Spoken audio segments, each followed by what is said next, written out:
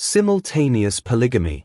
Simultaneous polygamy is the real thing. A man has several women at a time and intends to keep them all. Successive polygamy includes a time element. A man has more than one woman, but intends or expects to get rid of one or the other.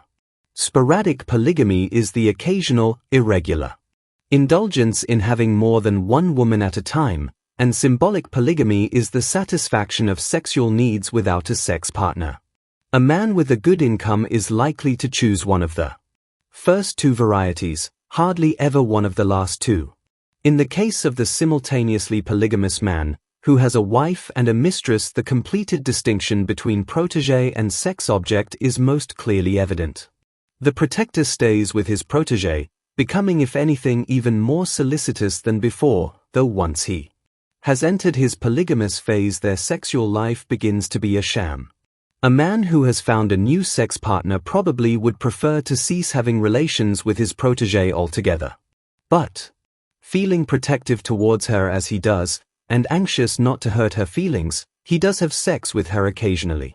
At such times he tends to be rather businesslike about it, because at this point he is emotionally and instinctually preoccupied with his sex partner, with whom he goes in for all of the refinements. However, despite having to play a hypocritical role at home, fearful of being found out, and despite the greater financial strain, among other heightened pressures, the bigamist fulfilling his two major drives with two separate partners feels more relaxed and content than he felt during his monogamous phase. In this newly found serenity he sees proof of the polygamous nature of all men. It is certainly odd that at this point, instead of acknowledging his new love at least to himself, he continues to regard his feelings for his wife, the adoptee, as love. His feelings for his mistress he calls infatuation, or a passing obsession, seeing his relationship with her, the real woman in his life, as something unworthy, perhaps even contemptible. She has appealed to his lower instincts and hooked him. If his wife raises the question and he can't lie his way out of it, he assures her that it is nothing, that this thing he has for the other woman is only sex after all, and has nothing to do with love, that there is nothing, in short, for her to be worried about. The explanation for all this is quite simple. For a man, the distinction between protégé and sex partner is quite arbitrary. The other woman naturally came into his life primarily as a sex partner, because as such she had the greatest chances, his nurturing instincts being fully satisfied by the adopted wife and their brood. But basically she is also a woman, like the rest, partly protégé, partly sex object, partly child, partly vamp, ready to wear whichever mask currently has the highest market value. Often enough she even bears a striking resemblance to the wife. Many men tend to be attracted to the same type over and over again.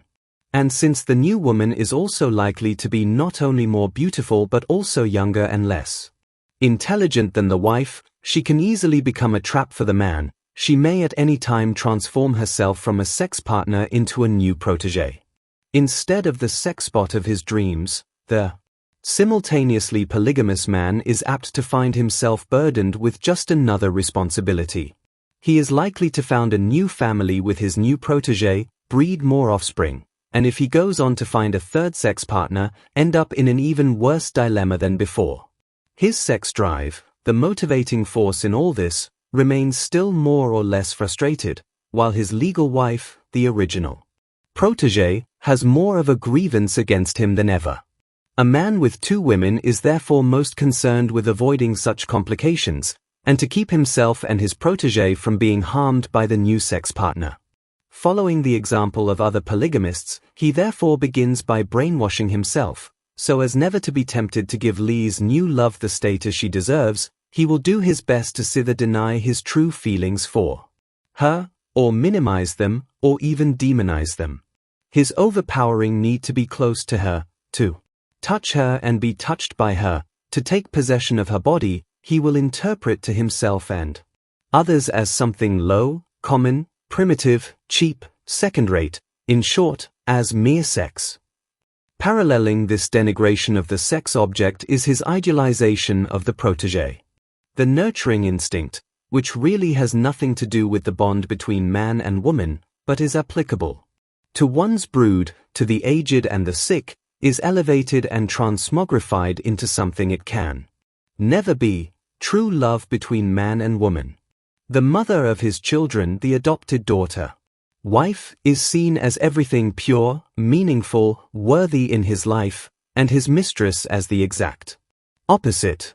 His experiences with his sex partner become public property. He is always ready to regale his friends with these. Whether or not they want to hear, he will tell them how and how often he did it with her.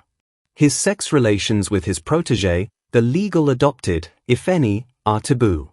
If he should hear of another man discussing his protégé as a sex partner, besmirching her reputation as he calls it, by this time he has reached the point of regarding sex as something dirty, instantly calls that man to account. It is not so long ago since men fought duels because of gossip about their wives with whom they slept only out of a sense of duty, and improbable as it may sound, they sometimes lost their lives in the process. The adoptee, who profits from this elaborate mystification and is at bottom responsible for it, meanwhile remains quite untouched by all this. She herself is never tempted to confuse sexuality with nurture. If her husband's infidelity leads her to take a lover, it will not occur to her to call it anything but love. Since it is a rare woman who sees a protégé in a man only sick or intellectual. Men occasionally enjoy their partner's motherly protection. Women are not as a rule tempted to mistake their own nurturing instinct for sexual love, or to regard their love as a sign of degeneracy. As far as a woman is concerned, love is the satisfaction of her sex drive and vice versa. She does not need to minimize it. She can call sex love with a clear conscience, and need not speak of mere sex, though she will naturally keep this a secret from them on. Officially, she also regards only altruistic love as the real thing.